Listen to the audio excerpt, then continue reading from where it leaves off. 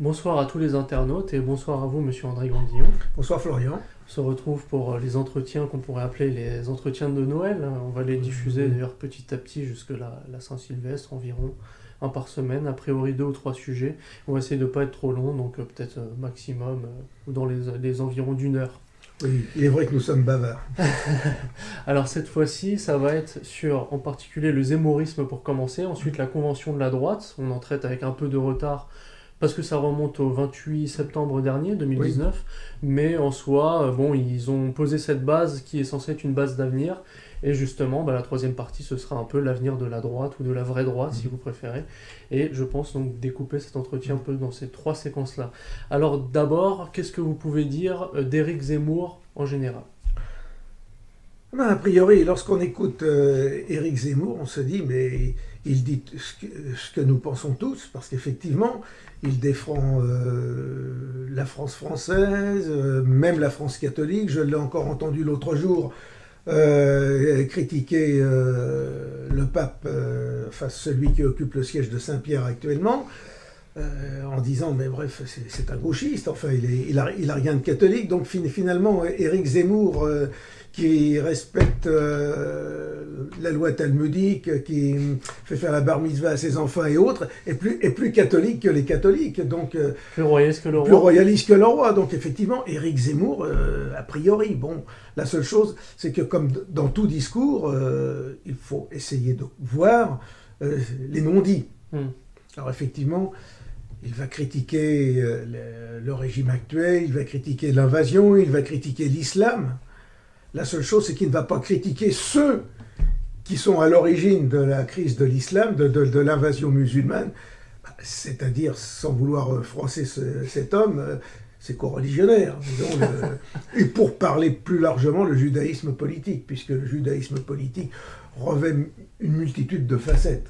Un élément spirituel qui est le noachisme, puis après un élément plus intellectuel qui est la maçonnerie, et puis après un élément pratique qui est tout simplement l'administration de l'État, les structures que l'on connaît, les structures que l'on connaît, le CRIF et tout ça, le CRIF et autres, et puis en même temps, il ne faut pas l'oublier, l'élément majeur, l'outil qui est en gros la mécanique, le rouleau compresseur de l'avancée du judaïsme politique, qui est quand même l'économie et la finance. D'accord. Alors, en effet, comme vous dites, j'ai l'impression que si on l'écoute sur l'actualité, et d'autant plus qu'il est mis face à des gauchistes incultes, ce qui fait qu'il a tendance à les écraser et tout ça, et donc ça lui donne une sorte de boulevard sur la droite. Il a l'air de faire une OPA un peu là-dessus, en tout cas médiatique pour ceux qui suivent beaucoup la télévision finalement.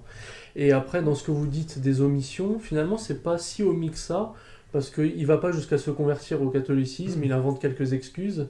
Et même dans ses ouvrages, il y a toujours des petites traces à un moment donné de dire voilà, les rois de France quelque part sont juifs. Vous voyez ? Voilà, oui. Il est un peu, mais justement, et c'est là où il faut vraiment faire attention aux propos de ce personnage, c'est-à-dire que à sa façon de faire, il judaïse la France. d'une certaine manière. Donc, et cela fait partie d'une certaine façon de voir du judaïsme politique, c'est-à-dire d'investir les milieux, disons, que l'on pourrait appeler populistes, pour les mettre sous contrôle et faire en sorte qu'ils critiquent tout ce qui se passe actuellement, c'est-à-dire la dérive de nos pseudo-élites, la dérive de nos régimes, sauf à critiquer ce qui est quand même le magistère de la démocratie, enfin disons, des régimes d'anti-France, d'anti-Europe que nous avons actuellement, qui est le judaïsme politique. Parce que si nous avons les problèmes avec l'islam, si nous avons tous ces problèmes-là, c'est parce que tout simplement il y a à l'origine l'idéologie des droits de l'homme, l'antiracisme, le fait de lutter contre la Shoah, cet élément fondateur de l'après-guerre et de nos démocraties actuelles. D'ailleurs, pourquoi je dis que c'est l'élément fondateur ? Parce que tout régime repose sur un élément sacré. Et l'élément sacré, par définition, ne le critique pas. Et aujourd'hui, quel est le seul élément qu'on n'a pas le droit de critiquer, qu'on n'a pas le droit de mettre en cause ? Eh bien, c'est d'une part la Shoah, et ensuite le peuple, enfin, disons, le peuple en ballottage, le peuple élu, le souci d'élection entre deux tours. Voilà. Donc, il faut... il faut bien voir les choses de cette manière-là. Or, c'est bien ce magistère-là qui est à l'origine de l'invasion en cours de l'islam. Alors, des gens comme Zemmour, effectivement, ont très bien compris que... On disait qu'il a compris qu'il ne fallait pas scier la branche sur laquelle il était assis. Voilà, il ne fallait pas scier la branche sur laquelle il était assis. C'est-à-dire un peu, en quelque sorte, la communauté juive en France, quoi. La communauté juive en France. Bah oui, effectivement, par exemple, si vous avez du gui dans un arbre et que sur un chêne et que vous coupez le chêne, le gui va mourir en même temps que le chêne. On ne pourra plus rien cueillir, oui. Et voilà, on ne pourra plus cueillir au guilan neuf, on ne pourra plus. Donc, on comprend très bien que, de son point de vue, c'est tout à fait intelligent de défendre la chrétienté, puisque si la chrétienté disparaît, enfin la chrétienté, aujourd'hui, qu'est-ce qui reste chrétien ? Enfin, la France, disons, traditionnelle, l'Europe, ou ce qu'il en reste de l'Europe chrétienne, eh bien, à ce moment-là, le judaïsme disparaîtra. Le judaïsme, parce qu'il ne faut pas oublier que si le judaïsme a perduré à travers les âges, c'est tout simplement parce qu'il y avait eu la civilisation chrétienne. Oui, qui les a jamais totalement annihilés, peut-être en excluant, encore que des fois ça venait d'eux-mêmes aussi. Oui, ça venait d'eux-mêmes. Finkielkraut, les quelques juifs de droite, des fois le reconnaissent en disant on a voulu vivre dans les ghettos de nous. D'eux-mêmes, oui, de toute façon. D'ailleurs, il y a quelque chose d'un peu bizarre, excusez-moi de vous couper, par rapport à Zemmour et Bernard Lévy, qui par exemple sont copains comme conchons, comme on dit, alors que a priori, étant entre guillemets de gauche, de droite, ils devraient se détester politiquement. Ils devraient détester, oui, voilà. Donc il y a une sorte de grand rabbinat un peu spécial avec eux, quoi. Mais bon, appartenant à la même communauté, il y a nécessairement une sorte de fraternité, de communauté d'intérêt. En ça, ils sont traditionnels. Voilà, en cela, ils sont traditionnels, mais ça se comprend parfaitement. Ça se comprend parfaitement. Non, mais loin de moi de leur reprocher ce qu'ils sont. La seule chose, c'est tout simplement que nous devons savoir ce qu'ils sont. Et nous aussi savoir qui nous sommes. Et nous savoir d'abord qui nous sommes, et ne pas nous laisser corrompre, ou surtout être dupes de quoi que ce soit. Voilà. Et alors, oui, comme je disais, il faisait un peu une sorte d'OPA sur la droite, et puis voilà, c'est pas non plus...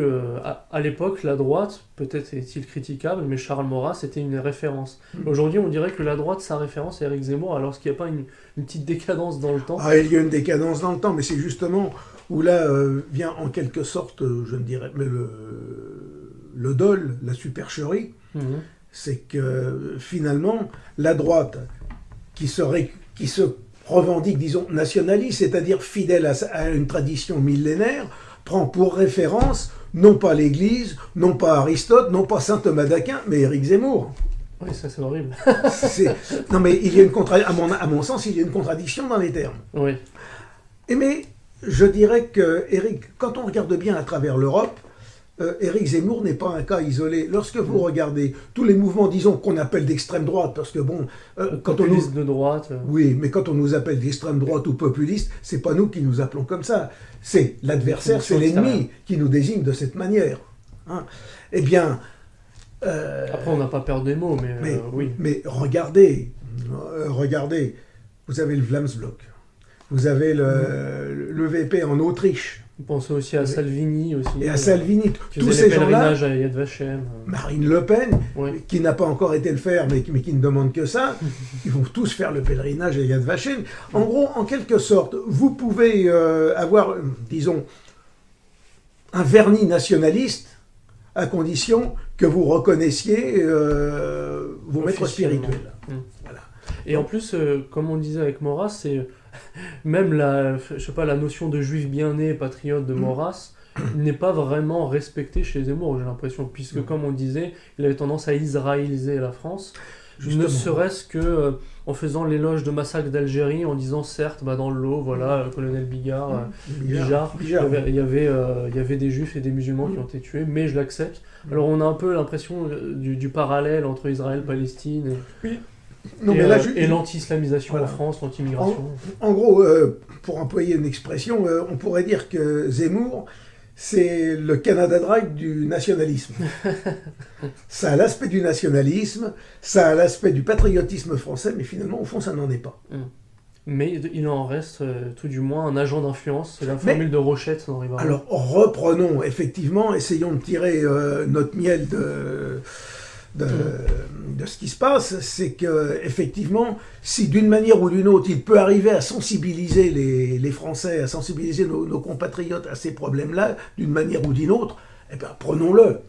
Dans ce sens-là, vous entendez, oui. Mais ne soyons pas dupes. Oui, après, j'allais dire, bon, chacun a son cheminement, on va dire, donc il faut bien commencer par quelque chose. Quand on est complètement paumé. Mais c'est vrai qu'il ne faut pas le prendre pour le plafond, ça c'est sûr. Hein, ça.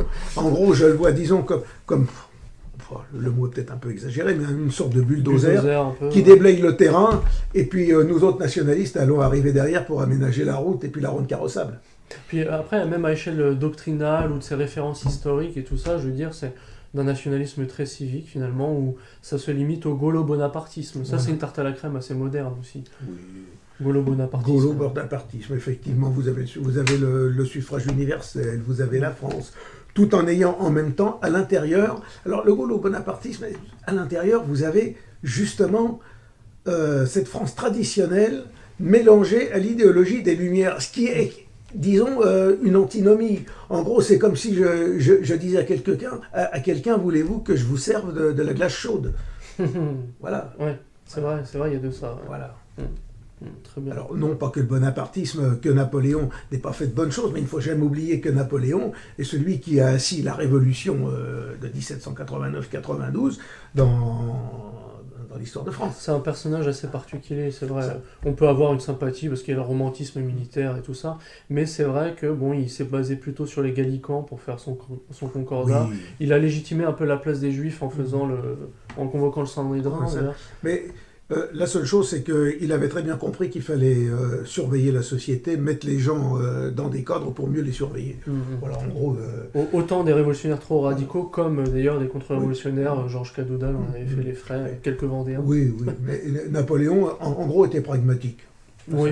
Voilà, il avait pris acte que les choses étaient dans l'état où elles étaient.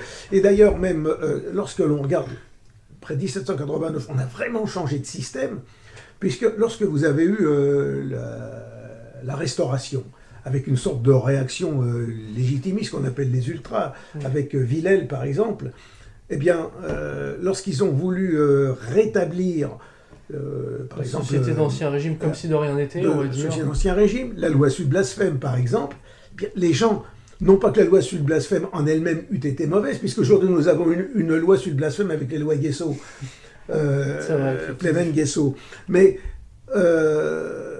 cette loi sur le blasphème n'a pas été comprise par les gens. Cette loi n'a pas été comprise. Parce que le courant des Lumières est passé par là. Et voilà. Alors effectivement, je sais que dans le monde actuel, je sais que dans le monde actuel, on peut très bien critiquer le catholicisme et en dire pique-pendre.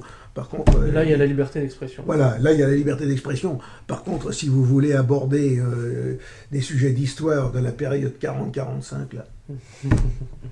Alors on va passer à la Convention de la droite, mais j'allais terminer. Ces expressions de national-sioniste un peu modernes, judaïsme politique, vous l'utilisez. Mais oui, c'est... Je parle de judaïsme politique parce que, bon, lorsque vous abordez la question juive, c'est pas question de dire le juif c'est une race inférieure, c'est un ceci. Non, le problème n'est pas là. Vous avez des juifs, ce sont des gens d'une grande gymnastique intellectuelle d'ailleurs. Lorsqu'ils sont formés à l'école talmudique, on leur apprend à faire toute une gymnastique intellectuelle qui leur développe leurs capacités. Pour comprendre le Talmud, oui, c'est sûr qu'il faut... Mais vous voyez, mais c'est une gymnastique intellectuelle dont nous devrions nous-mêmes nous inspirer. Mais... C'était un peu le cas à la Renaissance, d'ailleurs. Voilà. Oui, c'est encore un autre problème avec les pics de la Mirandole, Marcille Ficin et tout le reste. C'est ça. Mais ce que je veux dire, c'est que le judaïsme politique, à l'origine, vous avez ce que je dis toujours, vous avez les trois étages. Vous avez le niveau spirituel qui commande tout le reste, parce que c'est l'ordre du monde, c'est la conception des choses. Ensuite, vous avez l'ordre intellectuel, qui est en gros la bataille dans le temporel, et ensuite l'ordre matériel, qui est l'organisation de la vie, de la société. Et aujourd'hui, lorsqu'on parle des Juifs, c'est pas une question de race, c'est pas une question de gène, c'est tout autre chose. C'est un combat entre deux métaphysiques, deux messianismes en gros qui se combattent. le messianisme chrétien, catholique, pour nous autres, et le messianisme juif et noachite. Voilà. Le Donc, noachisme en soi, c'est juste les lois que les juifs proposent aux non-juifs pour être dans un assimilés ordre, dans leur cité. Quoi. Dans un ordre hiérarchisé dans lequel Ouais. les juifs sont le peuple prêtre et les autres sont ceux qui écoutent. Voilà.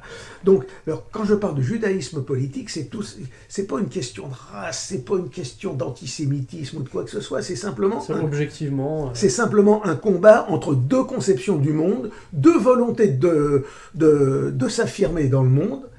Et à partir de là, eh bien, les gens se donnent les moyens, politiquement, médiatiquement, intellectuellement, matériellement, pour faire avancer leur pion et dominer. Et aujourd'hui, il est clair que le judaïsme politique a pris l'ascendant sur le christianisme.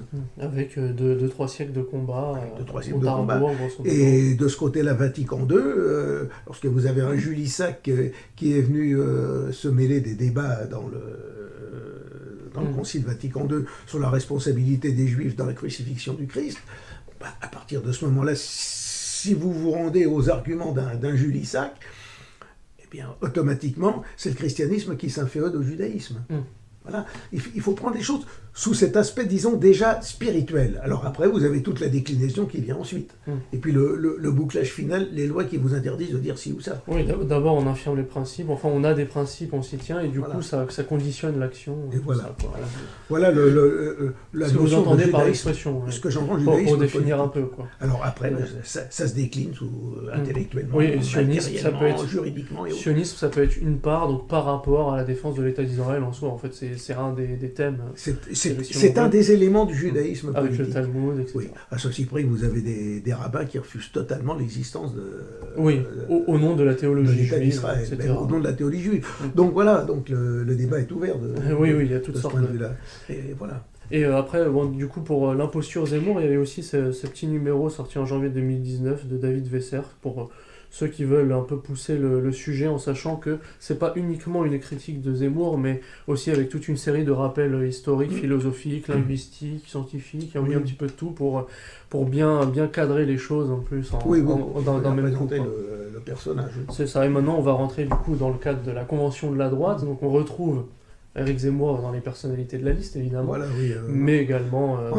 en invité vedette. Oui, exact. Oui, c'est vrai, même en invité vedette. Et évidemment Marion Maréchal, Robert Ménard, ou même William Goldnadel, qui est un juif aussi, plus ou moins atypique. Le seul à parler de racisme anti-blanc, grosso modo, ce qui le qualifie à droite.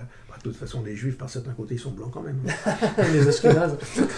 Les Ashkénazes sont blancs, oui. Bon, vous avez des Juifs noirs, les Falachas, enfin, si on peut dire. Oui, vous avez aussi même des Juifs mongols, enfin, disons, asiates. Oui.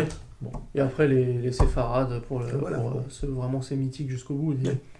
Et du coup, oui, quelle est cette base un peu de la Convention de la droite, vous direz l'événement lui-même L'événement de la Convention de la droite, c'était tout simplement d'essayer de rassembler toute la droite, disons, soumise au judaïsme politique.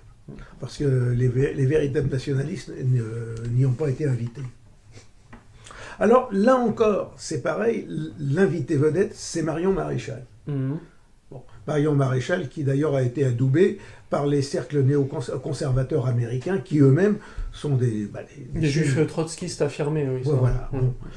Et alors, dans le discours de Marion Maréchal, toujours, il y a du bon. Il y a du bon. Lorsqu'elle dit qu'il faut favoriser la naissance des Français de souche, on ne va pas dire non, c'est pas parce que un ennemi politique va dire que le soleil brille au firmament à midi que je vais dire c'est pas vrai parce que c'est mon ennemi politique. Non. Oui, si on lit cette partie du discours et qu'on voit pas le nom, on se dit c'est pas mal qui sait, oui, c'est possible. Donc sur le fond, elle a dit beaucoup de choses qui nous ressemblent. Beaucoup de choses qui nous ressemblent. De ce point de vue-là, il n'y a rien à dire, si l'on veut dire. Quand elle a dit qu'il fallait se former, s'instruire, connaître notre histoire, c'est tout à fait normal. Quand elle a dit qu'il fallait gagner l'âme des Français, former les... C'est ce que nous disons toujours, notre combat, c'est de gagner les âmes.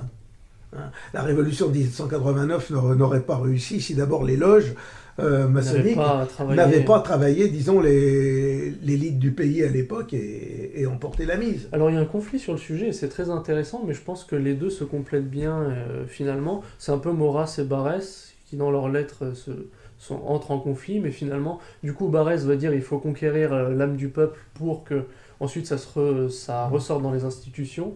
Et inversement, Maurras lui va dire non, prenons plutôt les institutions et avec la politique on refera le peuple.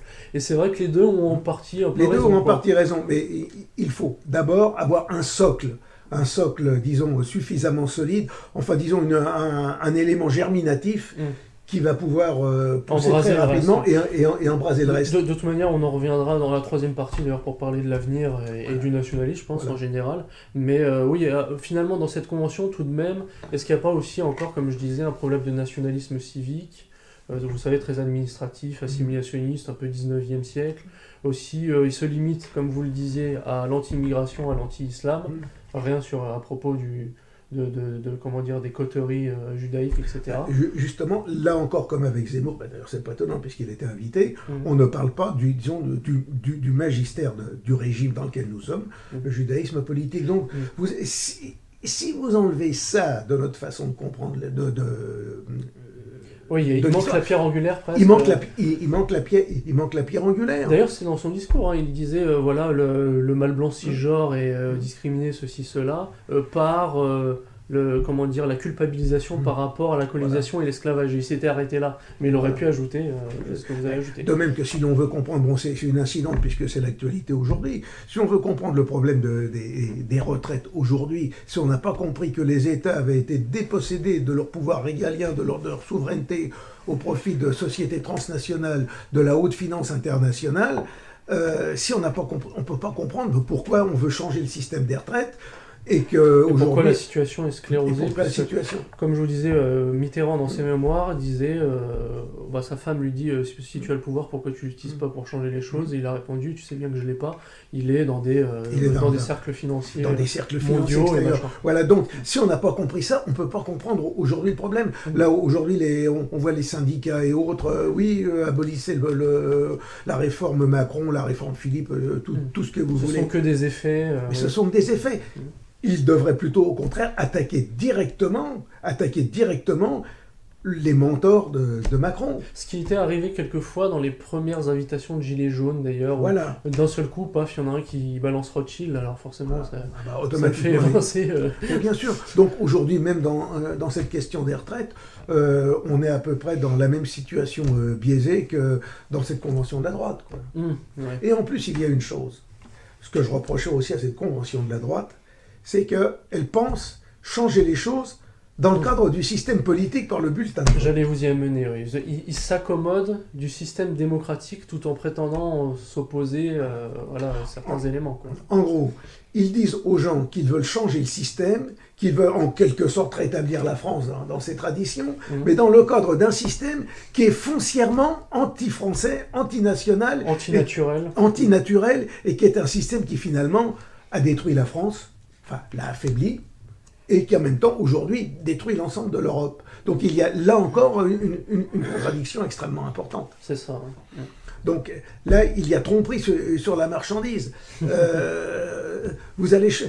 Voilà ce que nous voulons faire et nous l'aurons par le bulletin de vote. Non. C'est arrivé une fois par les bulletins de vote, et encore il n'a jamais eu la majorité absolue. Je parle du chancelier Hitler.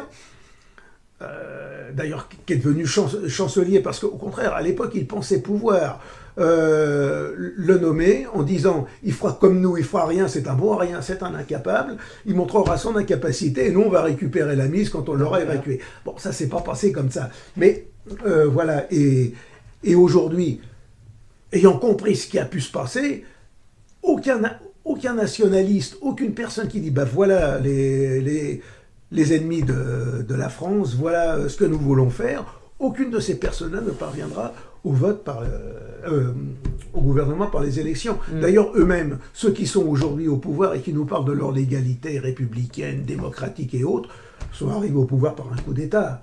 Le coup d'État, c'est quand même... je ne vais pas refaire l'histoire de la Révolution, mais il y a eu 2 coups d'État. le fait de l'abolition de la société par ordre, qu'on soit pour ou qu'on soit contre, mais c'est quand même un coup d'État à l'intérieur des États généraux, le fait de se déclarer Assemblée nationale, et puis après, le dernier coup d'État, c'est le 10 août 1792. Ces gens-là sont arrivés au pouvoir par le sang, par la force. Donc nécessairement, les changements de régime ne se font pas par un bulletin de vote. Et de toute façon, comme disait Coluche, si le bulletin de vote, les élections servaient à quelque chose, il y a longtemps qu'on les aurait supprimées. Donc il ne faut pas dire aux gens, vous allez changer les choses par le bulletin de vote. Alors les élections, bon, je pense que je l'ai déjà dit, mais les élections ont un intérêt, ont un avantage, en ce sens qu'elles servent comme moyen de propagande, comme moyen d'information vis-à-vis des gens, moyen de diffusion. Mais il ne faut rien en attendre en termes de pouvoir. Ou alors, si on a des éléments de pouvoir, ben, il faut les utiliser, non pas pour servir le système, mais pour le bloquer. Hein. Moi, malheureusement, par expérience, j'ai connu des gens dans des conseils municipaux qui s'étaient fait élire sous l'étiquette Front National et qui étaient tout heureux de participer aux conseils municipaux en disant ah ben, les socialistes, les communistes, ils reconnaissent qu'on est gens bien, ils nous félicitent pour le travail qu'on fait. Bon sang. Oui, ils ne sont pas dans un combat. Là. Mais on n'est pas dans un combat, on est dans un... Si on va dans une assemblée, bah c'est pour la bloquer. Mais c'est vrai que ça pervertit finalement de Et voilà, si on va dans un système, à l'Assemblée nationale, admettons qu'il y ait, je sais pas, 50 députés du Parti nationaliste français, bah, on ne va pas être là pour servir la soupe au système, on va être là pour le bloquer, pour empêcher le fonctionnement du système, pour prendre la place. Et voilà. Si on me dit...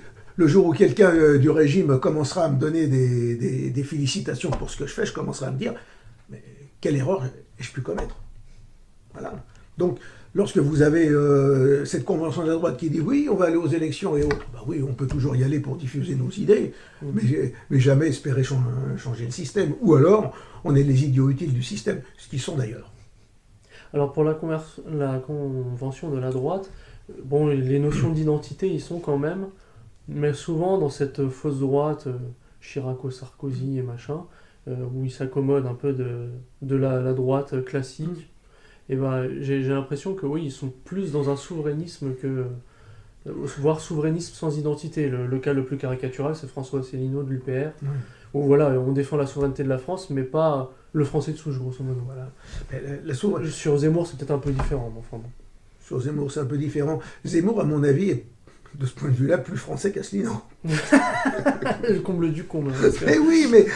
Parce que ethniquement, non. Mais oui, mais voilà, mais du point de vue du discours.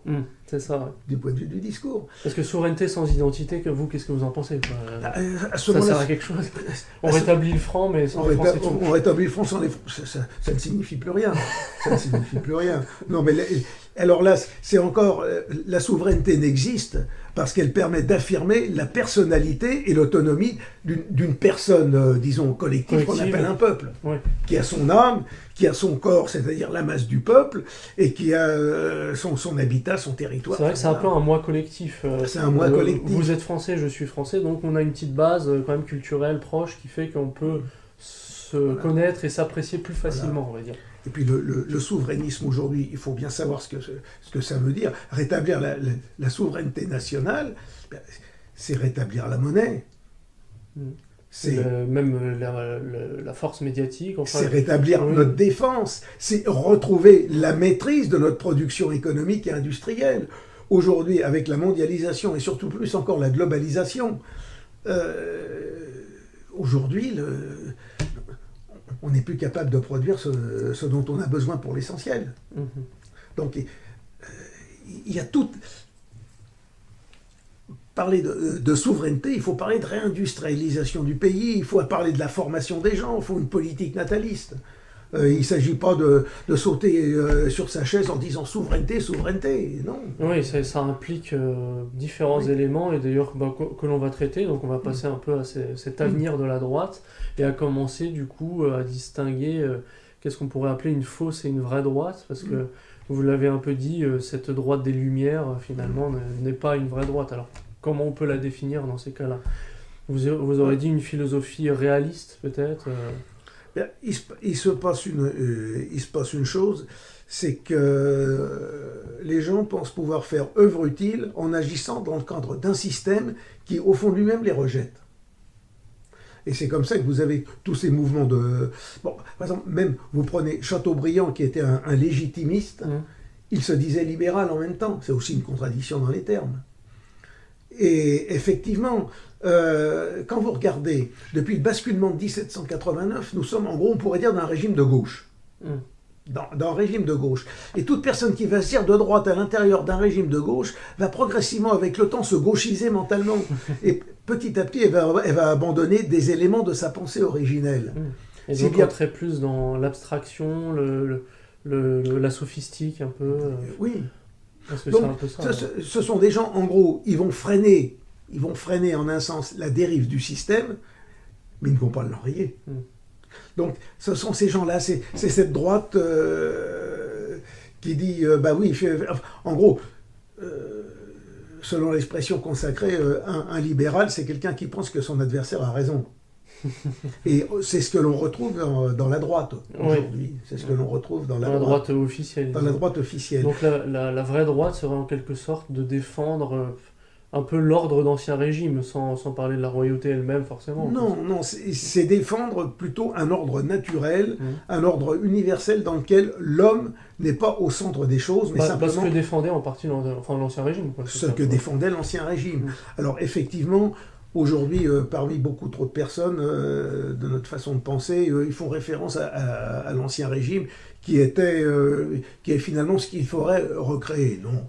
Oui, il ne faut pas le magnifier non plus. Il ne faut pas le magnifier. C'est juste le principe de base. Bon, mais c'est le principe, de base. Et effectivement, du point de vue de la royauté, sur le fond,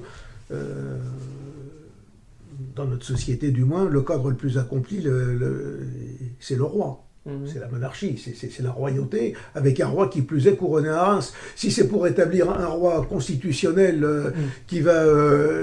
un Juan Carlos français. Oui, un Juan Carlos, ou même tous les rois qu'on a actuellement, ou comme la reine d'Angleterre, si on veut dire, qui voit les élections et puis qui signe la nomination de celui, comme Premier ministre de celui qui a gagné les élections. C'est pas une royauté, oui. C'est pas une royauté, c'est un semblant de royauté. Donc, voilà. Donc non, le vrai problème, c'est de rétablir la France, et l'Europe d'ailleurs, dans ses traditions. Alors comme régime aujourd'hui, puisqu'il faut que les Français soient d'accord, rétablir un roi couronné à Reims, aujourd'hui, admettons que ça puisse se faire, ça serait totalement incongru, personne ne comprendrait ce qui se passerait. Oui, il n'y a que des cercles royalistes qui sont à fond dedans, sans se rendre compte que en fait, ça serait un gargarisme. Ça ne mène à rien. Oui. Par contre, aujourd'hui, ce que l'on peut faire, un autre système, c'est avoir un système de consistoire comme pour l'Église, de sacré collège, si on peut dire, dans lequel vous avez un certain nombre de personnes qui, elles-mêmes, se connaissant, vont désigner celui qui va les diriger, qui va... Mais ça, c'est encore autre chose. Il faut un élément de sacré. Or, dans le cadre où nous sommes aujourd'hui, il n'y a plus de sacré. Donc, le modèle consistoire a été repris d'ailleurs par un certain chancelier allemand, là aussi. Oui. D'ailleurs, mais bon, en soi, c'est juste une application politique qui pouvait même faire romaine, oui. Le chef désigné et tout ça. Donc aujourd'hui, effectivement, il y a cette droite-là qui finalement, en gros, on pourrait appeler l'expression vulgaire, sert la soupe au régime, qui lui, dans sa grande bonté, prend la louche et lui laisse une cuillère à café. Et ils sont contents avec ça. Voilà. Mais nous, on peut profiter aussi des cataclysmes socio-économiques actuels. C'est ce qui fait un peu... Alors, il se passe une chose, c'est que le système économique, politique dans lequel nous vivons est un système qui court à sa perte. D'une part, parce qu'il n'est pas construit sur l'ordre naturel. Lorsque vous construisez quelque chose à l'encontre de l'ordre naturel, à un moment ou à un autre, l'ordre naturel se rappelle à vous. Donc, le système dans lequel nous sommes actuellement est voué à disparaître tôt ou tard. Non pas parce qu'il sera attaqué de l'extérieur, mais parce que par ses contradictions internes, il va s'effondrer de lui-même. Alors, vous avez la crise économique, la crise financière qui se prépare. Alors, effectivement, on peut penser que le jour où elle arrivera, il y en a qui l'auront préparé, qui l'auront lancé et qui auront préparé leurs arrières, comme la crise de 29 ou même celle de 2008. Mais Là, ce sont les financiers eux-mêmes. ce sont les qui financiers peuvent se eux-mêmes. sauver. Mais il y a aussi la crise spirituelle et morale. Comment voulez-vous espérer maintenir en place un État solide, une société solide, si vous avez un peuple qui spirituellement, moralement, est absent? C'est-à-dire que à la place d'avoir pour prendre la métaphore d'un arbre, comment voulez-vous qu'un arbre tienne debout si il y a une écorce apparente qui le tient, mais que le cœur du bois est complètement pourri et vermoulu? À un moment ou un autre, la première tempête, ça s'effondre. Et même l'arbre peut s'effondrer sur lui-même, ce qui est le cas aujourd'hui. Vous avez les gens, d'ailleurs, pourquoi vous avez autant de lois? Ah, faut pas faire ci, faut pas faire ça. On vous parle de civisme, d'incivilité et autres. Mais tout simplement parce que les gens, d'eux-mêmes, n'ont plus véritablement de sens moral, et qu'en plus, par eux-mêmes, inconsciemment ou même d'une manière courante, ils ont très bien compris que l'état dans lequel on est n'est plus estimable, n'est plus respectable. Donc c'est le chacun pour soi. Donc un tel système qui a créé lui-même sa propre pourriture, Oui, eh bien, est un système qui s'effondrera. Alors effectivement, dans cette perspective-là, même si ça peut être dans 1 an, dans 5 ans, dans 10 ans, même dans 20 ans ou 50 ans, mais plus on attendra, plus le mal sera grand. Puis ça commence d'ailleurs à dégénérer pas mal. Eh bien, à ce moment-là, il se produira un effondrement. Il se produira un effondrement, et ce sont ceux qui auront une doctrine, qui auront le sens de la nation, qui auront le sens de l'histoire, le sens de l'État, qui auront formé leur analyse des faits à partir de l'expérience de l'histoire, qui seront en mesure de déterminer le changement qui permettra au pays de s'en sortir. Alors justement, on nous dit en politique, mais justement, vous autres, là, les nationalistes, vous êtes minoritaires, vous êtes ostracisés et autres. Ostracisés, non. Nous sommes ce que nous sommes. À la limite, nous ostracisons les autres, en ce sens que les autres nous refusent. Mais nous n'acceptons pas le compromis. Or, lorsque vous me parlez de la Convention de la droite, dans la Convention de la droite, il faut réunir tout le monde, il faut essayer de s'entendre, de faire un compromis. Non. Il y a de l'œcuménisme. Non. La vérité, c'est la vérité. On ne peut s'unir que là-dessus. On ne peut s'unir que là-dessus. Donc, autrement dit, les gens doivent rejoindre la vérité et non pas diluer, que la vérité se dilue dans différentes compromissions pour faire plaisir à un tel ou autre. Non. À ce moment-là, vous êtes sûr que si vous commencez à diluer la vérité, le programme que vous voulez appliquer, la révolution que vous voulez faire, le rétablissement national que vous voulez faire, sera vicié dès l'origine. Alors, vous allez, si nous sommes sur une pente glissante, admettons qu'en faisant un compromis, on arrive à faire quelque chose. Eh bien, vous allez avoir un léger mieux sur quelques années, et puis ça va rechuter de nouveau. Alors, on aura gagné quoi? On n'aura rien gagné, on aura peut-être aggravé plus le mal. On ne gagne rien en abandonnant les principes fondamentaux qui font la santé et la force d'une société, d'une civilisation. Voilà. C'est ça ce qui différencie, disons, les nationalistes, que on peut qualifier de droite, en ce sens qu'ils sont pour l'ordre naturel, et les autres qui sont des gens ancrés dans le système. Un nationaliste, à la limite, il n'est ni de droite ni de gauche, il est tout simplement pour servir l'intérêt de son pays, l'intérêt national, l'intérêt de son peuple, en fonction, en étant formé à travers l'expérience de l'histoire. C'est tout. Et aussi, après avoir parlé de direction spirituelle, morale à rétablir, comme vous disiez, et aussi peut-être par rapport à l'histoire et la civilisation, rétablir cette France et cette Europe carolingienne. Effectivement, l'Europe carolingienne, au moins pour la partie occidentale de l'Europe, c'est notre référence. Il faut revenir à cette Europe, disons, héritière du monde antique, avec l'apport germanique, les apports celtes, et le chapeau du christianisme, qui en quelque sorte a somptionné les pensées païennes, les pensées antiques.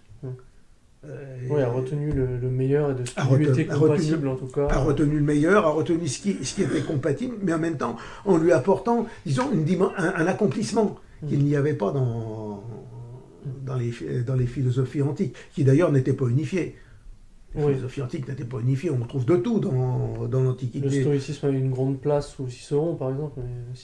Mais vous avez le stoïcisme, qui a été repris d'ailleurs dans s'appelle dans Saint-Nil d'Ancire et dans Épictète, enfin Épictète qui a retranscrit, Saint-Nil d'Ancire qui a retranscrit Épictète, bon, dans une certaine forme de stoïcisme. Vous avez Platon, vous avez Aristote qui ne sont quand même pas tout à fait la même chose. Dans l'Antiquité, vous avez les comment ça s'appelle, les cyniques.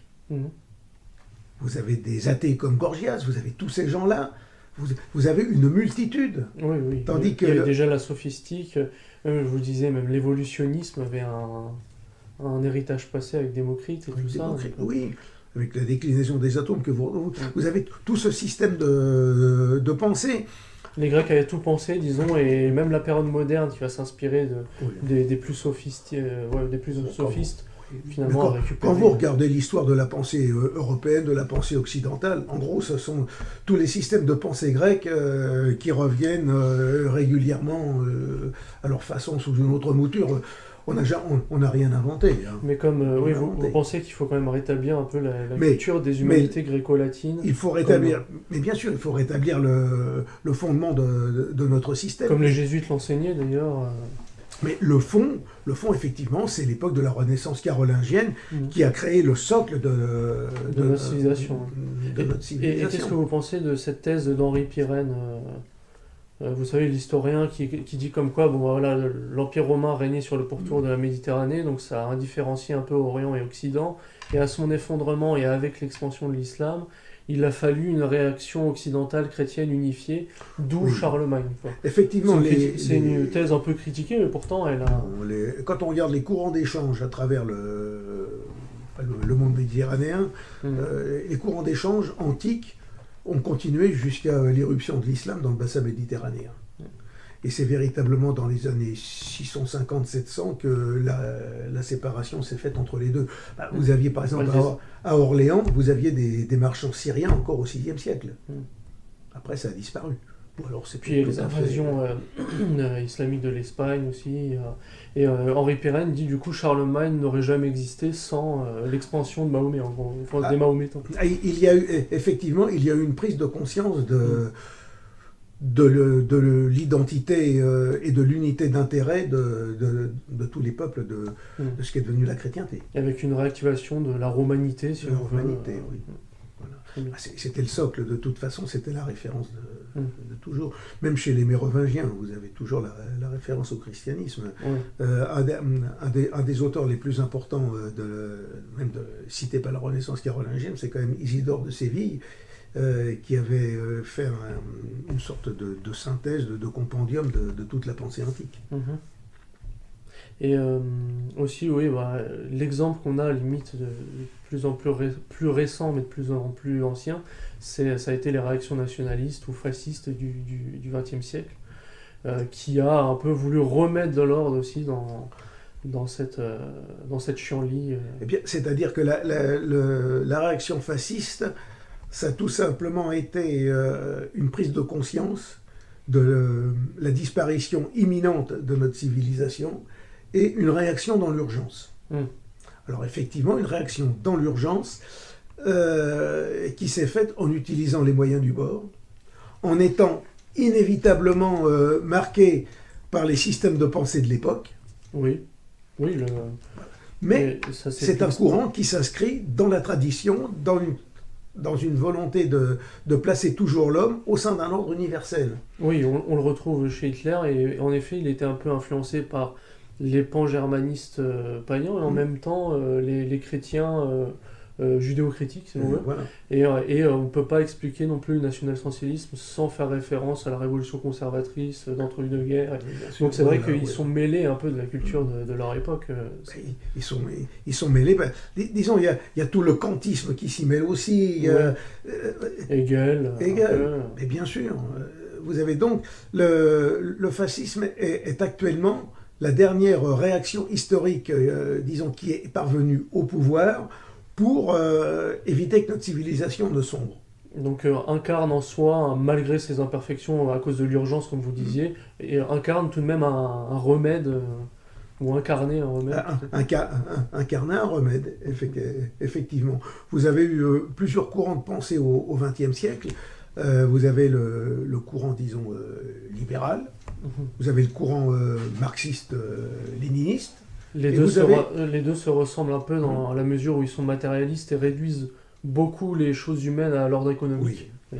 Voilà. Et après, vous avez le courant fasciste. Et à regarder aujourd'hui, le fascisme, il a disparu.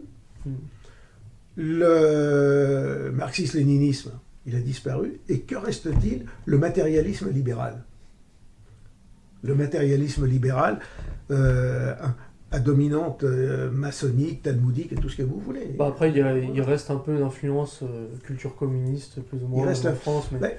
D'ailleurs, on peut se demander, si vous lisez les différents textes des communistes, même de l'époque de Staline, ils disaient qu'il fallait ouvrir le monde au droit de l'homme. Vous avez le même discours.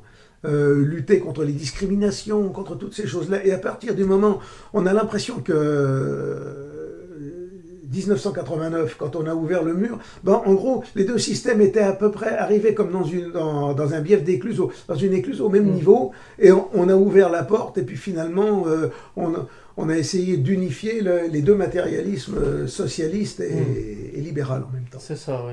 Ça fait une espèce de métissage malheureux. Voilà. Oui, alors, la seule chose, c'est qu'effectivement, les pays d'Europe centrale ont subi le communisme pendant 45 ans. Et du coup, ça les a préservés du libéralisme malgré... Voilà. Et aujourd'hui, c'est là que vous... L'étau. Et c'est pour cette raison que vous les voyez aujourd'hui qui réagissent contre cette société libérale. C'est pour cette raison. Et en plus, il faut bien dire une chose, c'est que tous les États d'Europe centrale qui réagissent aujourd'hui sont des États qui, peu ou prou, ont été, disons, influencés par le soviétisme. Oui, non, à l'époque, ce que je veux dire, c'est que peu ou prou, avant 1918, ils dépendaient de la couronne austro-hongroise. Ah oui, donc, c'est vrai. La couronne catholique. C'est le dernier empire, c'est le dernier État d'Europe où le catholicisme, où le christianisme était véritablement le fondement explicite de la société. Oui. Oui, avec la Hongrie, Pologne même. Voilà. Donc et vous voyez la même chose. Bon, la Pologne aujourd'hui, tout le sud de la Pologne, ça faisait partie de la Cislétanie. Vous avez la Hongrie, évidemment. Vous avez même une partie de la Roumanie. Vous avez la Slovaquie. Vous avez la République tchèque. Tous ces États-là faisaient partie de l'Empire austro-hongrois. Et il en reste quelque chose aujourd'hui. Il me semble que j'ai déjà eu l'occasion de le dire, mais lorsque la dernière impératrice d'Autriche est morte en 1989, l'impératrice Zita, eh bien, il y a eu une véritable... On avait presque l'impression que l'Empire des Habsbourg était recréé dans les rues de Vienne pour la conduire à la crypte des Capucins. Parce que vous avez eu des délégations des peuples qui dépendaient de l'Empire austro-hongrois, ou qui étaient sous l'autorité de l'empereur. C'est assez étonnant. Et ces gens-là, donc, il leur reste quelque chose de... En gros, ils n'ont pas encore été totalement déracinés, comme nous avons pu l'être spirituellement et mentalement. Oui. Et après, pour conclure, du coup, oui, l'avenir de la droite, la vraie, ne peut être incarné que par ceux qui donc veulent se conformer à l'ordre naturel, veulent une bonne direction spirituelle, etc. Et après, ça implique, comme vous disiez, différentes choses dans l'ordre politique, telles que le réaménagement du territoire, etc. Ça, c'est autre chose, ça, le réaménagement du territoire. C'est encore notre problème, effectivement, puisque vous en parlez, il faut une France pleine. Aujourd'hui, vous ne pouvez pas vous contenter d'avoir une France qui se résume à quelques grandes agglomérations et quelques villes satellites. Avec des campagnes HS. Voilà. Pour reprendre la métaphore de l'arbre, un arbre dont la structure est creuse finira par tomber. La France, si vous avez des départements où vous avez plus que 150 000, 160 000 habitants, sur des territoires immenses, je vais parler de la Nièvre, je vais parler du Gers par exemple, et que vous avez regroupé les gens dans des grandes villes, c'est un pays qui s'effondre progressivement. Donc il faut recréer tout un tissu. C'est toute une conception patrimoniale, identitaire, que seuls les nationalistes véhiculent, parce que ce sont des gens, nous autres, qui sommes formés en pensant la politique en fonction de l'intérêt du peuple, en fonction de la nation, mais à la lumière de l'histoire, à la lumière de l'enseignement de l'histoire. Ce que les gens aujourd'hui ne font pas, puisque finalement on travaille toujours du passé, faisons table rase, et puis on pense, c'est la grande course au progrès, à la modernité. Il faut toujours aller de l'avant, il faut toujours dire, j'ai inventé ci, j'ai inventé ça. Non, nous n'inventons rien, nous n'inventons rien, nous ne faisons que redire sous une forme actualisée aux événements ce qui devrait être et ce qui aurait dû toujours être. Ce qui a déjà existé, comme on disait avec les progressistes, ils sont assez âgés, ces gens-là, ils ont les cheveux blancs finalement, parce que voilà, les Grecs avaient déjà pensé la sophistique avant eux. Mais bien sûr, mais c'est ce qu'on disait tout à l'heure, on n'a rien inventé. On n'a rien inventé, ce sont les mêmes hérésies qui reviennent habillées différemment. Les mêmes hérésies mentales, je veux dire, pas religieuses. Oui, c'est pas religieux là. Voilà. On va conclure là-dessus. Je ne sais pas si vous avez quelque chose à ajouter en sachant que c'est basé sur un de vos éditoriaux. Eh bien, c'est basé sur un éditorial du numéro de septembre. L'éditorial, c'est Quelle politique pour la droite? Alors, dans ce numéro, pour ceux que ça intéresse, il y a donc l'éditorial Quelle politique pour la droite? Un autre, La Russie met-elle en péril la domination américaine? Un autre, La politique conquérante du monde musulman, à travers les organisations... les frères musulmans, oui, mais même ou Erdogan, l'État turc. C'est une chose, mais vous avez aussi une autre organisation qu'on appelle l'ISESCO. L'ISESCO, qui est une organisation, disons, mondialiste musulmane, islamique, et qui sait très bien avancer ses pions. Et il faut être au courant que ça existe. Voilà. Vous avez ensuite les faiblesses de l'Allemagne, les faiblesses économiques de l'Allemagne.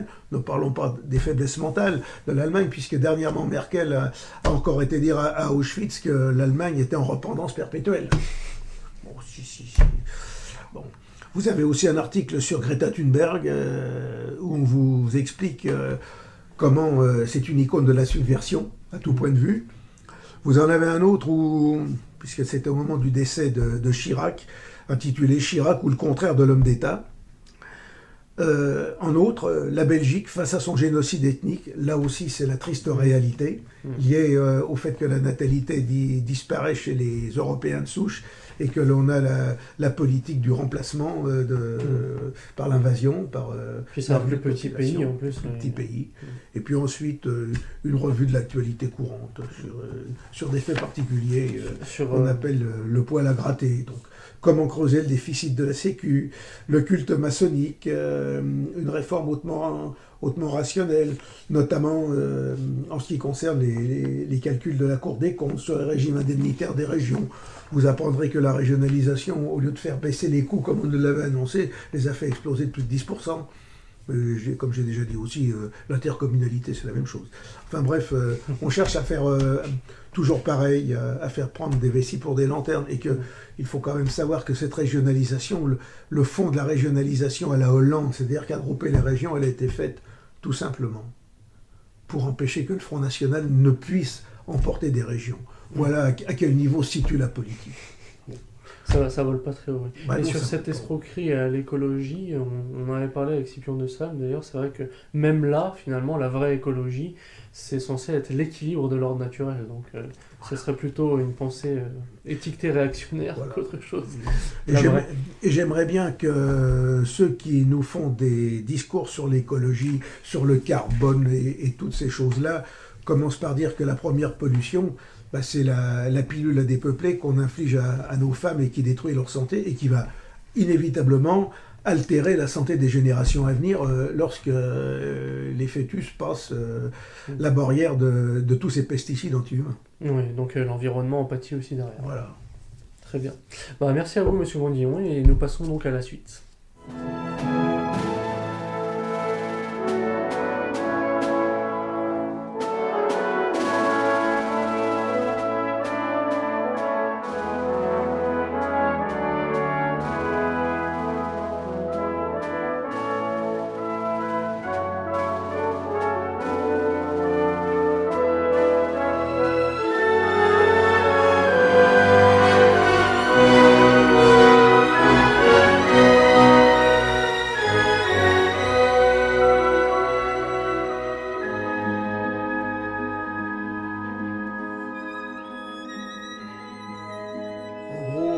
Eux, c'est ils avaient la sûr. caricature du type d'extrême droite Google qui n'a pas une référence intellectuelle. Qui arrive avec sa batte de baseball, là, un juif.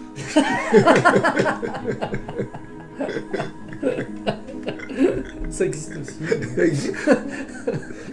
On pourra peut-être en avoir besoin un jour. Mais bon.